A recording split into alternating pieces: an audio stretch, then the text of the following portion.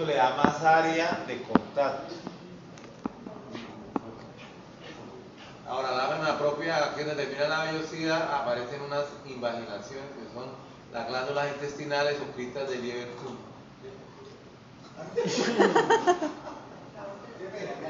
Esta, vean. Están en corte ¿qué? Transversal. Transversal.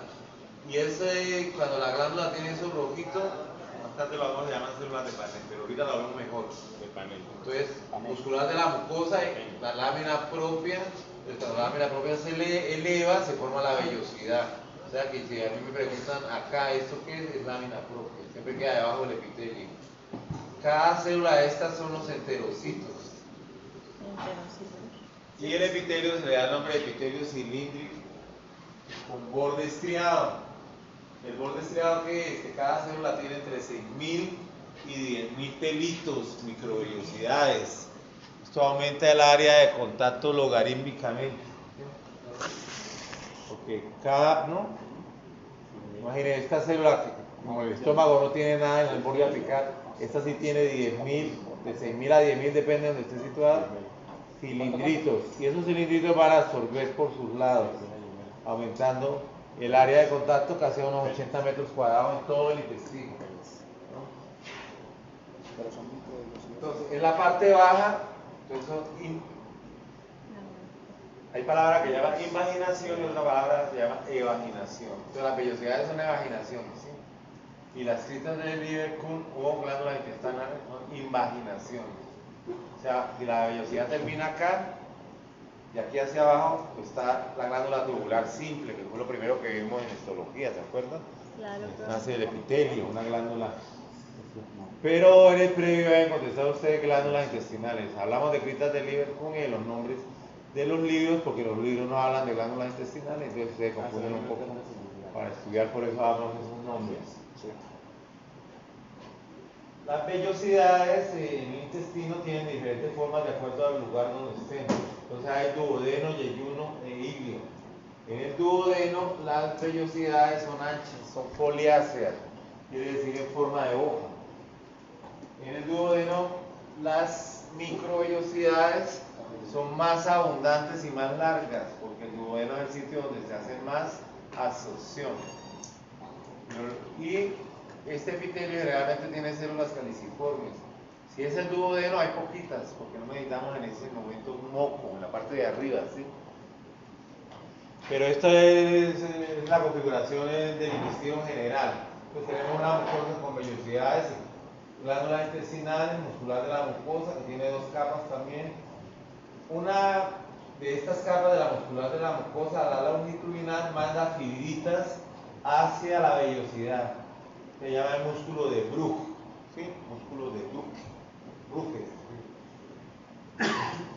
Después de la submucosa queda, perdón, de la mucosa queda la submucosa.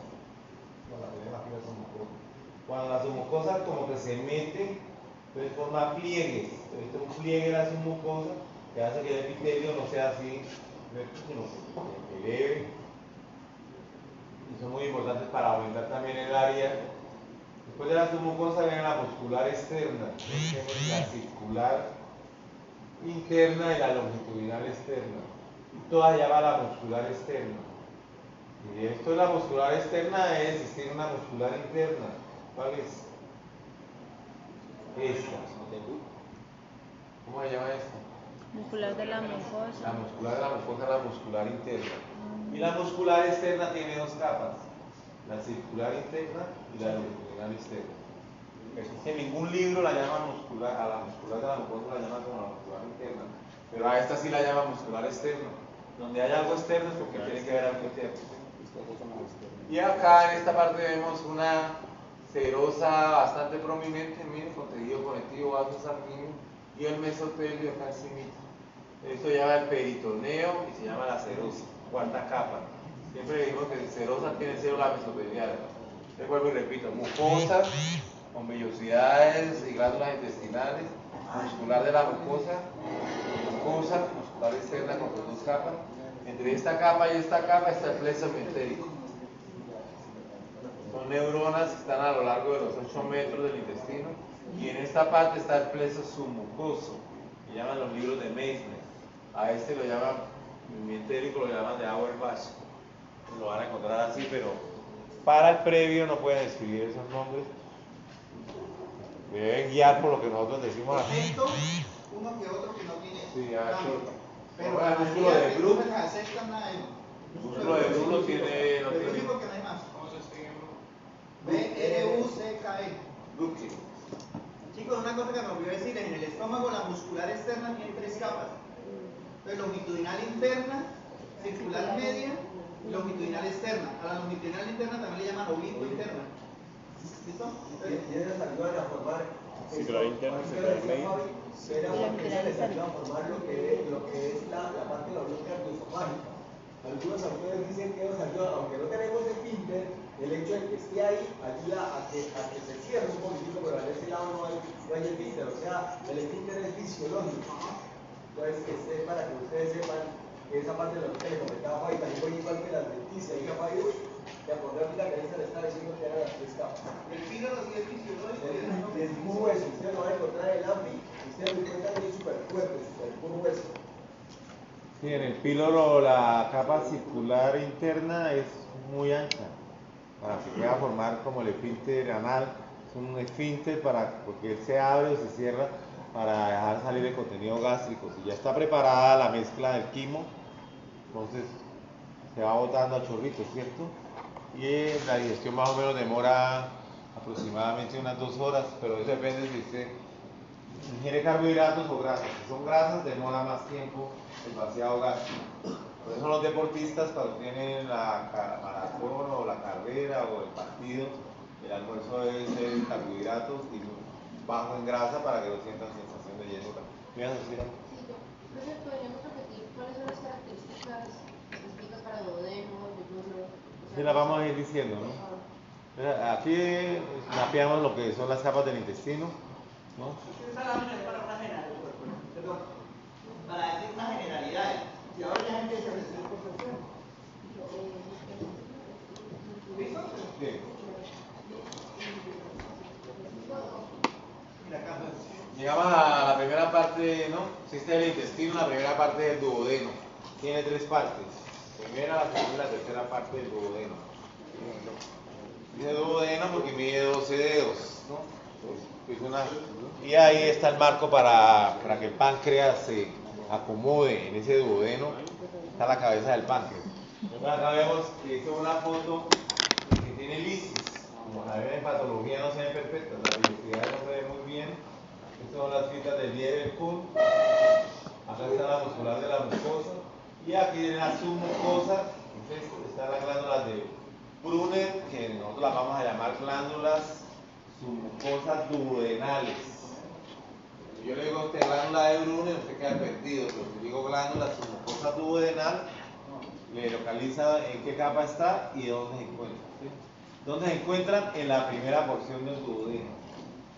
En la segunda porción del duodeno, entre la primera y la segunda, hay un huequito. Por ahí sale la bilis y los jugos pancreáticos. O sea que la primera porción del duodeno no le cae bicarbonato del páncreas. Está desprotegida, pero las glándulas de Brunner que producen materiales alcalinos, urogastrona, entonces disminuyen el pH, o sea, el pH que viene del píloro ya aumentando de 1,5 a 3, y aquí ya el pH, porque si el pH sigue ácido va a quemar las células, los enterocitos, los va a destruir, ¿no?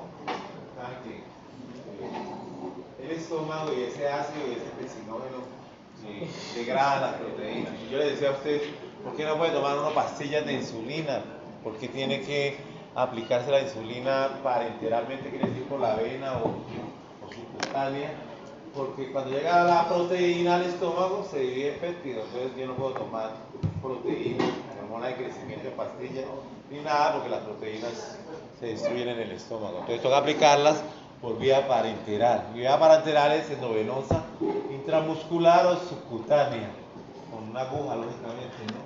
Entonces las glándulas de Brunner, que son las glándulas duodenales submucosas, son glándulas tubulares compuestas.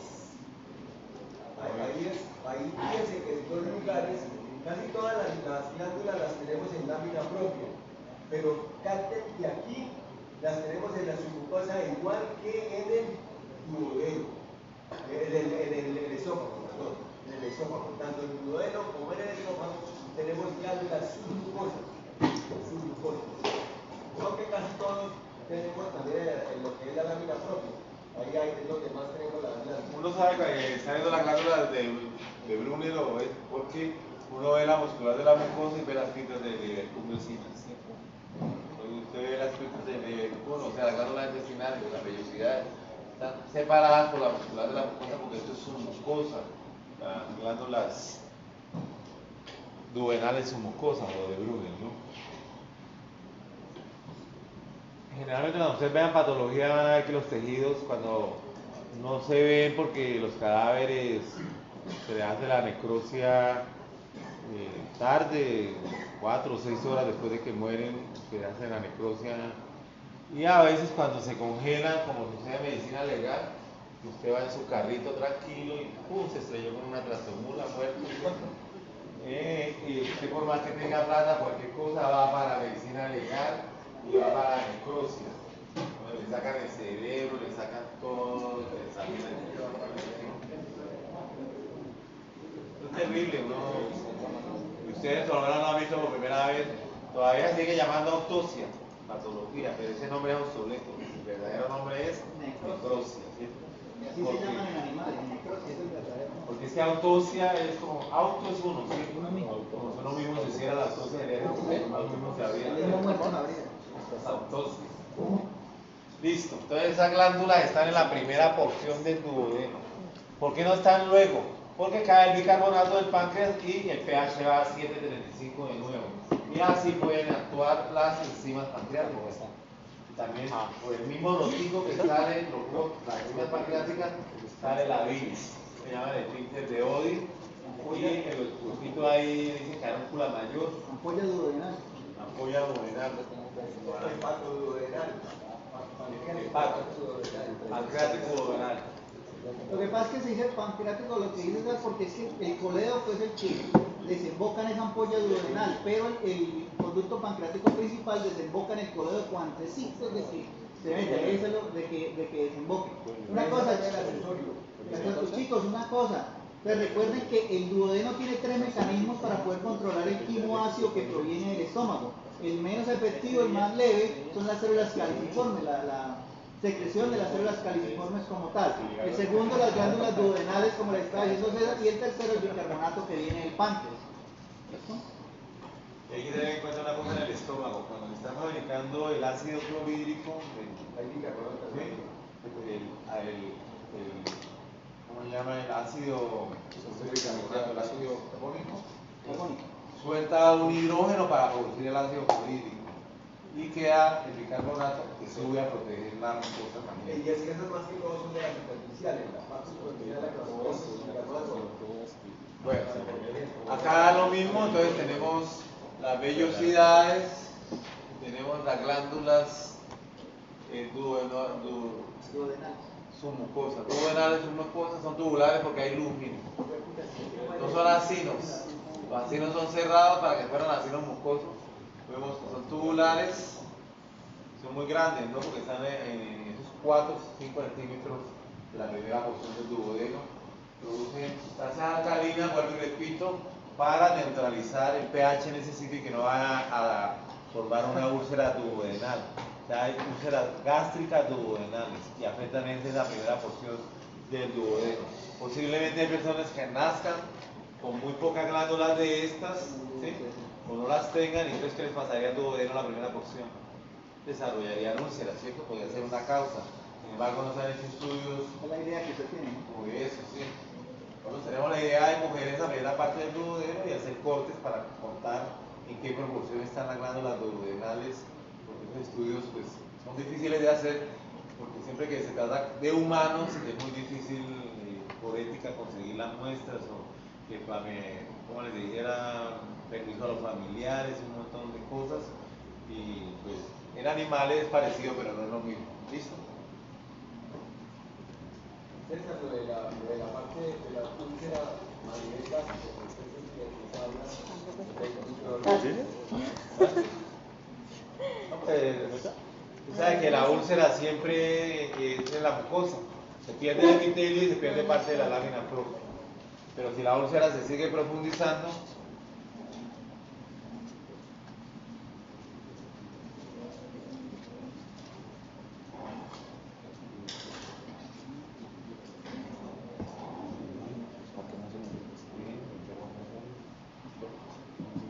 o sea, lo que yo le hablé, lo que se estaba hablando, le prendió el bombillo a Fabián para hacer una investigación. Es muy bueno. Ahora acá estamos viendo lo mismo, todo el intestino, miren. Mucosa, este es el yeyuno. Entonces, vemos nosotros, esto tiene que tomar en fotografía porque no está allá. El yeyuno ya aumentan las células caliciformes, las vellosidades son largas, por eso aquí queda el corte transversal, miren. Y esto ya es corte longitudinal cuando están pegadas, está la lámina propia, el epitelio cilíndrico con borde estriado, cilíndrico simple, esos son los enterocitos, y aquí es la lámina propia. Entonces la muscular de la mucosa bota un músculo que se da por acá, se llama el músculo de Bruch. Ese músculo hace que la vellosidad se vuelva más pequeña cuando se contrae o se alargue, depende del proceso de absorción o que llevan en el momento. También entran los vasos capilares, entonces son capilares tipo 2 con diafragma, porque los sin diafragma son los renales, ¿sí? Los tipo 2 también están en las glándulas endocrinas para que se acuerden, pero en todo el intestino están para poder hacer el transporte de los nutrientes hacia las vellosidades. Y este espacio blanco que ve uno acá generalmente se llama el vaso quilífero, quiere decir que las grasas se absorben es por un vaso linfático, y ese vaso linfático se va por todo el sistema linfático y llega al gran conducto torácico linfático y desemboca en la unión yúgulo-subclavia. Una vez ahí desemboca la grasa, o sea, la grasa no va al hígado, es lo único que se salva que no va al hígado de lo que se absorbe, porque si fuera al hígado lo congestionaría mucho. Entonces, todo lo demás va al hígado, el hígado es el guardián de la salud, puede entrar al cuerpo y lo que no puede entrar al cuerpo. La muscular de la mucosa, entonces estarían las glándulas intestinales. Esta es la muscular de la mucosa, esta es la submucosa, que este diaborretivo denso irregular, tiene el plexo submucoso formado por arteriolas porque la sangre de acá va a pasar a los capilares de acá. También hay un plexo muscular. Esta sería la muscular externa con sus dos capas, circular interna y longitudinal externa, y por aquí por la mitad vemos el plexo mientérico. El plexo submucoso es difícil de ver, pero lo encontramos cerca a la muscular, en la parte baja de la submucosa. El plexo submucoso, sus fibras, ¿qué hacen? Aumentan las secreciones de las criptas del Liverpool, o ya sea el epitelio, si es en el estómago, y también forman el músculo de Bruch, ¿sí? La de la mucosa. Profe, ¿cómo diferencia la submucosa del plexo submucoso? No, es que la submucosa es todo, y el plexo submucoso está la submucosa. Entonces son neuronas que van por acá, por la submucosa. Pero llama plexo submucoso. Y este llama plexo mientérico porque está entre las dos musculares. Los mientéricos de músculo. Gracias. Y la serosa, mira acá, después de la circular, este es el mesotelio y este es el tejido seroso. Eso se llama peritoneo, se llama pleura si está en el pulmón y se llama pericardio si está en el corazón, pero son igualitos.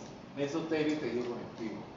Nos vamos hacia allá, más hacia abajo, entonces estamos llegando al ilion. Pero el ilion tiene, primero porque sabemos que es el ilion, muchas células caliciformes.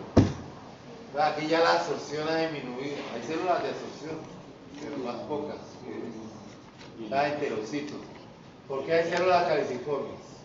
Porque producen moco para ya lo que no se ha absorbido baje fácilmente, resbale fácilmente por este moco.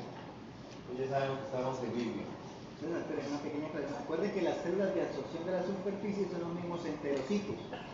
Sí, son las dos maneras de llamar. Y a la vez, viendo el epitelio, son las células cilíndricas del epitelio. ¿Listo? Antiguamente al intestino lo llamaban enterón, por eso lo llaman enterocitos. Y a la diarrea le decían gastroenteritis, porque era una inflamación de estos, daño de los enterocitos.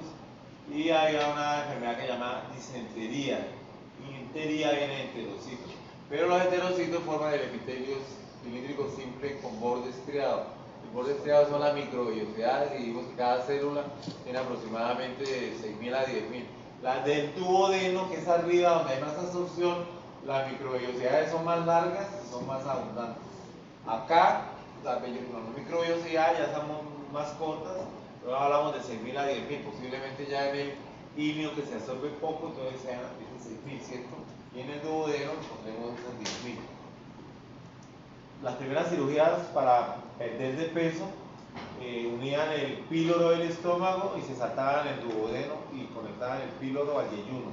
Entonces el duodeno quedaba aquí volando y no absorbía nada. Entonces la persona emplacaba, ¿cierto? Ahorita están haciendo otras técnicas. Pero a los 15 años resultaban con desnutrición proteica calórica severa, siendo personas normales. Parecía que se morían de hambre porque omitían esa parte del duodeno para la absorción. Por eso se baja de peso. Ahora están haciendo otras cosas, ¿no? Es buena la cirugía. ¿Y por qué se dieron cuenta que esa cirugía era buena? Porque los que tenían cáncer gástrico se volvían así en flaquitos. Los que tuvieron cáncer esofágico, ustedes ven estos pacientes, ellos no pueden comer y ellos pierden muchísimo peso. Uno ve como con una anorexia que les duele al comer. Cuando a uno le duele al comer, ¿cómo se llama? Disfagia. Y cuando le duele, cuando toma líquidos, odinofagia. Uno lo hará en semiología, no me quiero adelantar, pero no, usted ya vaya formando sus redes neuronales, ¿sí? Bueno, eso lo vemos acá, la muscular de la mucosa. ¿Y qué sería esto? La sumocosa. ¿La meticia? Sumocosa. ¿Y esto? El No, ¿ya empieza qué? el Los estómago. músculos. Ahí empieza cuál, la muscular qué. Así. ¿Cómo llamaría la primera? Longitud. Circular. No, circular y circular. Cuidado con eso. Ahora, ya esta sería la transición de entre, o sea, ya voy a decir yo, entre yeyuno, esto ya sería ilio, pero el ilio de arriba, o sea, no el ilio terminal que se acerca al intestino grueso, ¿cierto?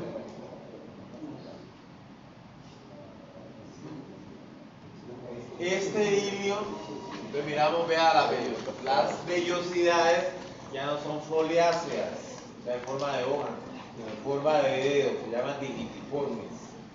Como ya no hay absorción, mire las células que son estas pepitas blancas, son abundantes. Y el ilio terminal tiene estos folículos linfoides, que lo vimos en el tejido linfoide, ¿de acuerdo? Tienen un centro germinal, un casquete, linfocitos, todo esto. Se llaman placas de Pelle en el ilio terminal. ¿Por qué existen? Porque acá hay muchísimas bacterias. Ya en el ilio, en el intestino grueso, las bacterias han aumentado logarítmicamente y esas bacterias son benéficas, se llaman la microbiota. ¿Sí? Y si funcionan bien, nuestro hábito intestinal va a estar perfecto, no va a haber estreñimiento, ni van a haber problemas. ¿Qué es lo más malo para la microbiota? Los antibióticos. Uno no debe aplicarse antibióticos si no lo necesita urgentemente.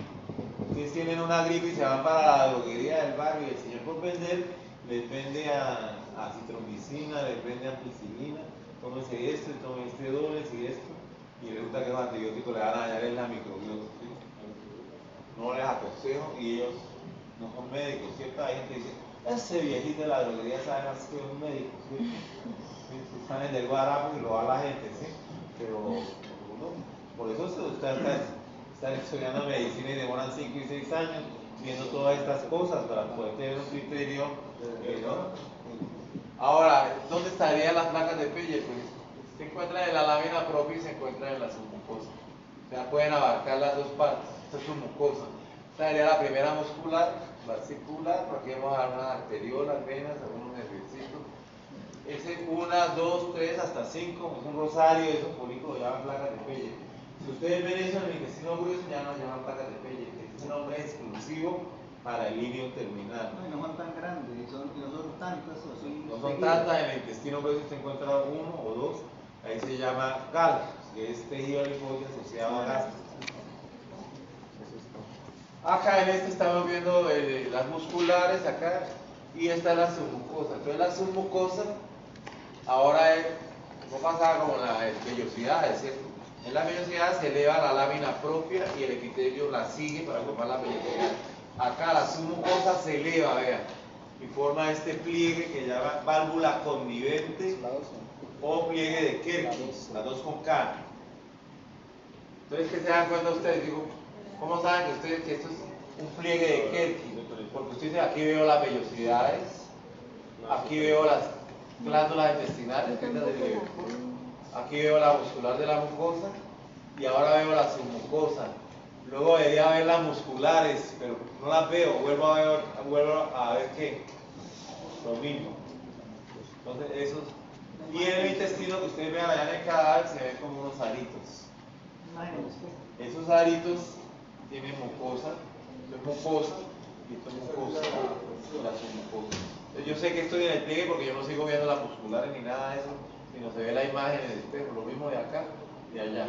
Entonces ahí podemos ver las tres cosas que aumentan el área del intestino, empezando por lo más pequeñito. Lo más pequeñito son los enterocitos que tienen de 6.000 a 10.000 microvellosidades. Aumentan logarítmicamente. Segundo, las vellosidades, que el epitelio no es así, sino que tiene evaginaciones, entonces aumenta el número de células. Y la tercera, que es la más grande, son los pliegues de Kerki, que hace que esto se meta a la luz del intestino y la mucosa allá y la mucosa hacia acá.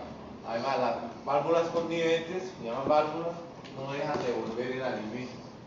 ¿Sí? Pasa puede llamar una válvula, puede pasar para allá, pero para acá no. Son 3, y esa área está calculada en 80 metros cuadrados. O sea, tenemos 80 metros cuadrados para absorber de epitelio. Si lo hubiéramos tridimensionalmente el intestino delgado, veríamos un montón de pelitos. ¿Sí? Esas son las microvellosidades. Luego llegaríamos a la base de la célula y estaríamos. Aquí vemos el pliegue de Kerki mejor. Este es el yeyuno, entonces el yeyuno es el que más tiene pliegue de Kerki. Entonces, mire, ¿esto qué es? Es el pliegue, pero ¿qué capa es? Su mucosa. Esto sería la muscular de la mucosa. Esto serían las glándulas y esto serían las vellosidades. Por este lado, lo mismo, ¿cierto? Uno sabe que es pliegue porque cuando yo ya abajo de la submucosa encontraría las musculares y no encuentro otra vez lo mismo. La tarea de la submucosa, con mucosa hacia allá y con mucosa hacia acá. Y pueden ser tan largos. Eso aumenta el área de contacto. Son 3 mecanismos. Microvellosidades, vellosidades y pliegues de Kerki. Ahora vamos nosotros, esta es la muscular de la mucosa, esta es la lámina propia, para ver en aumento las glándulas intestinales ocultas de Leverkusen. Mírenlas, estas células rojas son las células de Panet. Producen lisosimas y sustancias antibactericidas y antibacteriostáticas. El antibacteriostático no deja las bacterias estériles, no se pueden reproducir, pero no las mata. Y el antibactericida sí las destruye. No, para que ustedes pueden ver esos dos nombres. Una sustancia antibacteriostática no daña el sistema de reproducción de las bacterias para que no se multipliquen. Y con el tiempo, pues las bacterias mueren si no se pueden multiplicar. Pero el antibactericida, que sería como los antibióticos, las matan de una, ¿sí? ¿Qué tiene entonces una glándula tubular simple, corte transversal? Tiene células de Panet, tiene células caliciformes, tiene células de absorción y tiene células madre que ustedes lo verán después. Ahí las que se ven, que preguntamos en el examen son estas, las células de Panet. ¿Sí? También podemos preguntar las células caliciformes o las células de absorción. Entonces ustedes las estudian muy bien y ya no hay problema. Siguiente. Esta fotografía es del estómago, que quedó porque el estómago tiene una oblicua interna, o sea, además de las dos capas de la muscular externa, o sea, la circular y la longitudinal, el estómago tiene una oblicua interna, sería el 6. El 4 esta sería la circular que era interna pasa a ser circular media, porque hay un oblicuo interno, circular media, y esta es la longitudinal externa que sigue llamando lo mismo. Entre la longitudinal externa y la circular media está el plexo mientérico, aquí lo vemos. Vamos a ampliar este plexo para que ustedes puedan ver las neuronas, ¿sí?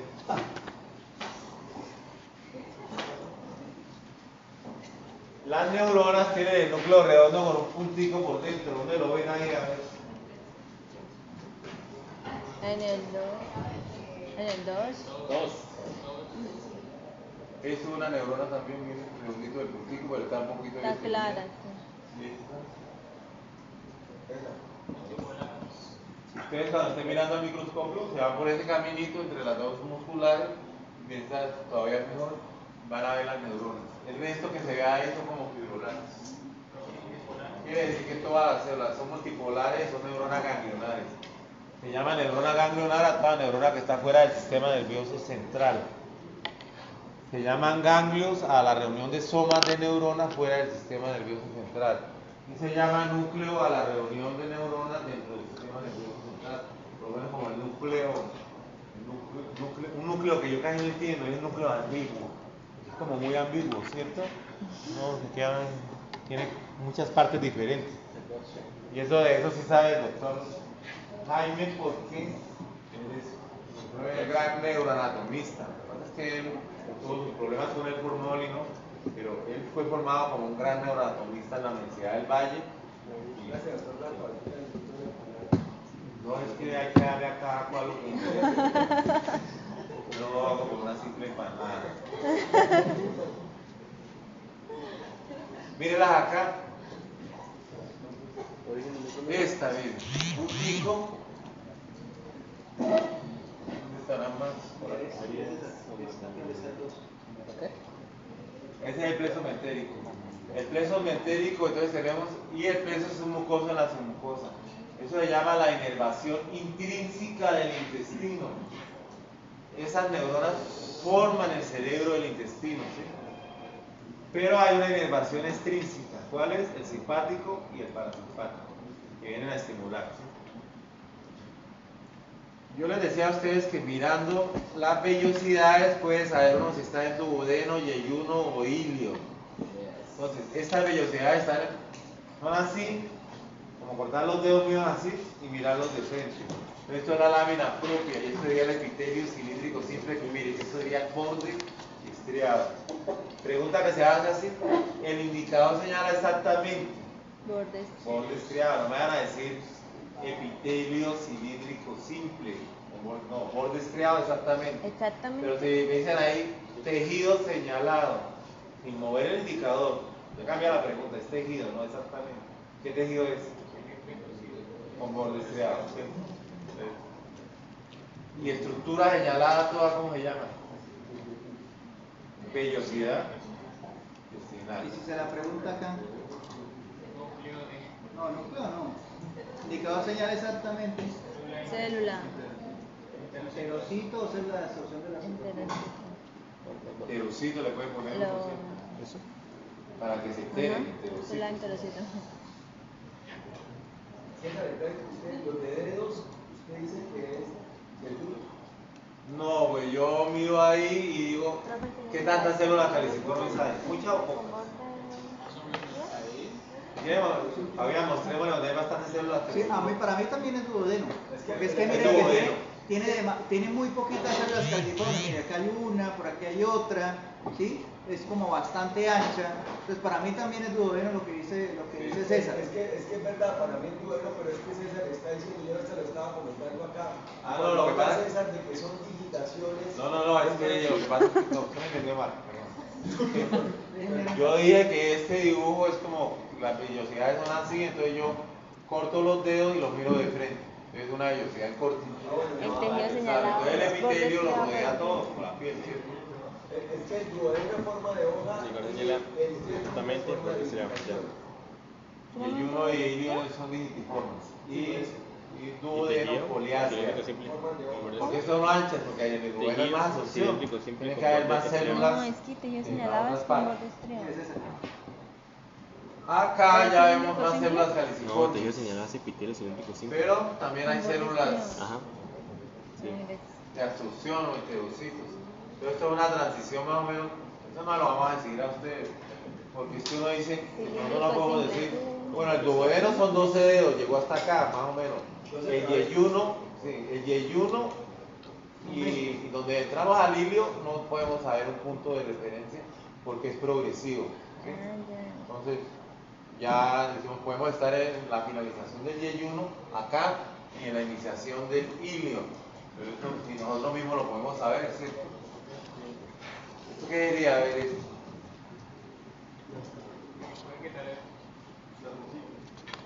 Son unas células, ¿cierto? ¿Qué célula es un plasmocito? Nosotros podemos salir con una sorpresa un plasmocito a lo último. Pero no, porque entonces luego pierden la materia y esta materia nadie la pierde. Bueno, ahora que ya psicobiología no es tan fácil, pues sí, porque antes psicología la máxima nota era 4.9 y la mínima 4.7. Y valía el 15%. Una como acá en el periodo 4.7. Colon. César, la anterior la que mostraste ahorita, esa sería como yeyuno o ilio, ¿cierto? ¿Cuál? La transición yeyuno-ilio. Exacto, porque tiene muchas células calciformes. Sí, exacto. Entonces, esas son las superprobables. Entonces aquí ya no hay vellosidades. Entonces lo que hay es glándulas intestinales, miren, y muy profundas. Glándulas intestinales. Ahora el epitelio, mírenlo acá. Es el mismo del intestino delgado, cilíndrico simple, con borde estriado. O sea que hay absorción en el colon, que se absorbe agua y electrolitos. Si usted se pierde si usted se va para Estados Unidos por el hueco y se pierde en el desierto y no puede tomar agua, el agua empieza a salir de las heces de acá, se compactan y se le saca todo el agua. O sea, el colon absorbe agua, si no podemos tomar agua, pero puede sacarle tanta agua que las heces se vuelven como piedra. Eso se llama impactación, y eso lo ve uno mucho en los ancianos. Están abandonados, están acostados allá y esto dura muchos días sin defecar y se impactan las heces. Toca sacarles esas como piedras prácticamente. La enfermera ahí, hacerle enemas, etcétera, ¿no? Si uno es un anciano pobre, si uno es un anciano rico, pues no le gustan otras cosas, ¿cierto? Ahora vea, las criptas son más profundas. Entonces, las criptas de Leverkusen aumentan en número y en profundidad cuando vamos bajando del duodeno, yeyuno, ilio, intestino grueso y recto. Entonces, ¿dónde serían más profundas? En el recto, ¿cierto? Intestino grueso. Y aumentan las células caliciformes porque necesitamos. Ahora, ¿qué sería esto que estoy tocando acá? El indicador señala. ¿No sería la lámina La lámina propia. Ya hay más linfocitos y más todo. ¿Y esto qué sería? La muscular de la mucosa. Parece un tubo de sal, la glándula. Sí, son glándulas tubulares simples. Fue la primera que vimos en la primera clase, ¿de acuerdo? Yo les decía el epitelio se impagina acá. Eso lo digo porque esta mañana la acabé de dar, ¿cierto? No, primíparo. En una corte muy buena de primíparo. Si no tienen novia, pues vayan al anfiteatro, de verdad que pueden conseguir una esquinita. Bueno, a este lado, ¿sí? Ustedes llegan de monitores allá haciendo de los que saben, ¿cierto? Ahora Sebastián se salió para que no lo jodieran. Brian es lo que acá en el principio. Mira, nosotros en la época en que nosotros estudiábamos medicina, las mujeres de medicina eran muy escasas. Entonces nos tocaba buscar de esposa a enfermeras. ¿Sí? Porque las chicas de medicina. ¿Pero usted le adoptó enfermera? Yo busqué una enfermera. Me fui para el anfiteatro a explicar y pues allá pues no, como sabía tanto me gané su admiración.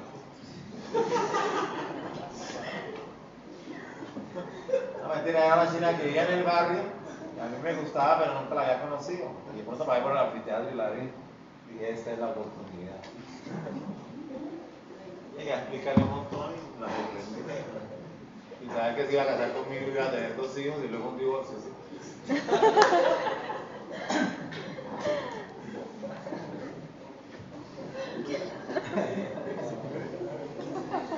Que los sacramentos son 7, el último es matrimonio, pero toca poner el octavo que es divorcio. ¿Sí? 60% de las parejas se divorcian, según Walter Rizzo. Esto de acá es un folículo linfático. Entonces, el folículo linfático es porque en el colon hay muchas bacterias. Acuérdense, en el colon hay millones y millones de bacterias que son benéficas, llaman la microbiota. Y esas son las que matan los antibióticos cuando no son mal indicados. Pues si uno lo necesita, lógicamente, lo que llama riesgos, beneficios, perjuicios. ¿Sí? Yo lo necesito para salvar mi vida, lo uso así me vaya a causar otros males. Esta es la submucosa, son las criptas, o sea, las glándulas intestinales, vuelvo y le repito. No hay vellosidades, estos son los enterocitos. Y la muscular, entonces esta sería la circular interna, el pleso, la longitudinal externa y la serosa. No hay glándulas en la submucosa, en el colon ni en el intestino, excepto las glándulas submucosas duodenales en la primera parte. Es la única parte, del resto todas las glándulas están en la lámina propia. Esta es la única parte del intestino que habla, ¿sí? El apéndice, ¿sí? Entonces habla porque dice, ¿cierto? El apéndice tiene esta parte que es, lo llaman fecalito porque ya es materia fecal, como formada, ¿sí? Entonces una vez lo pusimos en un previo, el indicador señala y el estudiante se le olvidó, como estaba nervioso, que era fecalito. Pero tenía que poner algo, puso mierdosito. Y todavía quería que le valiera media. Todavía si no le vale. El más pensando y no. Porque yo he visto que ustedes siempre escriben, no caen en blanco. Escriben cualquier cosa a ver si le pegan de chiripa. ¿Sí? Y una de las cosas que uno puede para confundirlos en un previo es ponerle dos preguntas iguales, ¿cierto? Entonces, sí, aquí vive el preso mientérico. Y luego lo ponen en otra parte y dicen, no puede ser porque lo vi allá. No, las cosas se pueden repetir, ¿no? Pero nosotros no lo hacemos porque entonces ahí sí morfo uno se vuelve más difícil, ¿cierto? Ahora, si los muchachos de morfo 1 me preguntaban, ¿por qué es tan difícil, profesor? Digo, espérense, ¿sí? ¿Para qué? A todos no les va mal, ¿sí? Ahora, acá en esta parte del apéndice tiene folículo linfático, lo que pasa es que aquí quedó disperso el tejido, pero hay folículo, no hay muscular de la mucosa, las musculares son iguales y hay serosa. La submucosa es muy ancha. La submucosa es amplia. ¿Quieren? Miramos la otra, acá. Entonces, miren, esta es la luz, no tiene fecalito, esto sería el epitelio de absorción, o sea, los enterocitos. Borde estriado, estas serían las glándulas intestinales, y en la submucosa encontramos este mal, ¿cierto? Fecal, tejido linfoide asociado al gastro intestinal. Y no vemos, esa es la gran cualidad del apéndice. Una submucosa amplia y no hay muscular de la mucosa y los folículos linfáticos que forman el galo.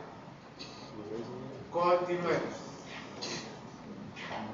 Aquí seguimos bajando por el colon sigmoide, llegamos al recto, vemos las que son más profundas, las criptas de Liverpool, o sea, las glándulas intestinales, y vemos también bastantes linfocitos en la lámina propia. Vemos aquí que el epitelio vuelve y cambia de un epitelio cilíndrico simple con borde estriado, cambia a un epitelio estratificado, plano, no caracterizado. Esta es la unión del recto con el canal anal. Se llama la línea pectínea. Unión anorrectal como órgano, línea pectínica. Sí, como unión anorrectal, ahí sucede mucho cáncer. El cáncer de colon sucede mucho en la unión anorrectal. Hay otro sitio que es la línea Z con el esófago y empieza el estómago, ahí hay mucho cáncer también. Y en el cuello uterino de la unión escamo-columnar. ¿Quién se acuerda de la unión escamo-columnar? Se preguntó en el previo, ¿no? Sí. Que usted ya casi del amor no acuerdan mucho, ¿cierto? Por eso deben hacer un repaso en vacaciones antes de entrar en patología, porque allá se salen con cualquier cosa. Si ustedes no tienen, ya se les ha olvidado. Madre, la voy a devolver. Y contestan lo mismo que cuando el profesor les pregunta a ustedes, ¿sí? ¿Qué es esto? Yo no sé qué, nadie contesta. ¿Por qué no lo vieron? No, no lo vimos. Como que no lo vimos, ¿sí? Se salvan diciendo que no lo vieron, ¿sí? Si lo vieron, se les olvidó. Pero a mí no me gusta ponerme a indagar que si lo vieron o no lo vieron, porque eso es como tratar de desacreditar que se lo enseñaron, porque sí se lo enseñaron. Entonces la unión no rectal tiene estas saliditas así. Se llama la válvula de Morgani. Quiere decir que una vez baja el bolo fecal para salir, no se puede volver porque esto lo retiene, o sea, no lo deja subir de nuevo. Entonces, en ese punto se llama línea pectínea, que cambia el epitelio súbitamente, del epitelio del colon o del recto, cambia este epitelio. El canal anal mide más o menos 5 centímetros y ya cuando va llegando al epitelio anal se queratiniza. O sea, dense cuenta que como empieza el intestino, termina. ¿Cómo empieza el intestino? Con queratina aquí en el labio y luego epitelio estratificado plano no queratinizado en la boca, en los labios. Luego vienen los otros epitelios y finalmente vuelve al epitelio estratificado no queratinizado en el canal anal y se queratiniza en el borde del epitelio anal para terminar el tubo digestivo en ese sitio. Estas venas que ustedes ven aquí en la parte del recto arriba se llama el plexo hemorroidal superior o interno. Ese es el que causa más problemas en las hemorroides. Y si yo me voy hacia abajo y veo otras venas acá cerca al epitelio anal, es el plexo hemorroidal inferior. Este también se dilata y pues, las hemorroides son venas que se van inflando, se van llenando hasta que revientan y se produce sangrado. Cualquier sangrado que tenga uno se detecte, se le debe hacer una rectocinoscopia, o sea, hay que examinar el colon y todo. Hay un examen que se llama sangre oculta en heces. O sea, usted lleva la materia y con una sustancia muy sensible detecta hemoglobina y dice que usted está botando sangre por heces. Entonces le hacen ese examen que es la recto. O sea, revisarle todo el intestino. Le meten un cablecito con una cámara, el intestino está bien limpio porque uno pone un aceite que le saca todo el material fecal y lo revisan todo. Y si ven algo raro, sacan una biopsia y así pueden prevenir un cáncer que se encuentra en el epitelio.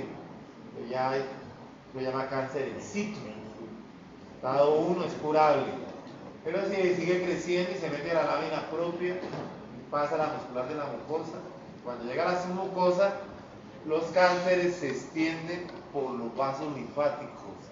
O sea, cuando las células cancerosas de ese epitelio, que llama carcinoma por lo menos, o si es de glándula, que llama adenocarcinoma, llegan a los linfáticos, se desprenden y por los linfáticos viajan y se siembran en otros sitios. Se llama metástasis y el cáncer ya es invasivo. Entonces, antiguamente, para estos cánceres metastásicos no se hacía nada, se cerraba al paciente, se llamaba a la monja del hospital para que le diera la noticia que se iba a morir. Y esto ahora actualmente sí se está haciendo con metástasis, se está tratando, se está haciendo todo lo posible porque ya hay tratamientos mejores, o sea, los pacientes ya, si les daban 3 meses, hoy ya pueden vivir 5 años, o 10 años. Pero cáncer es cáncer y la palabra ya causa... Bueno, entonces esto sería lo que tenía. Usted lo Sería la marcó bien. última explicación de morfología. Ay, no. Vas a ver cómo Ahorita atrae nos mi falta borrador. hígado de cerdo, páncreas, parótidas, sublingual, vesícula biliar. Eso, mariqué.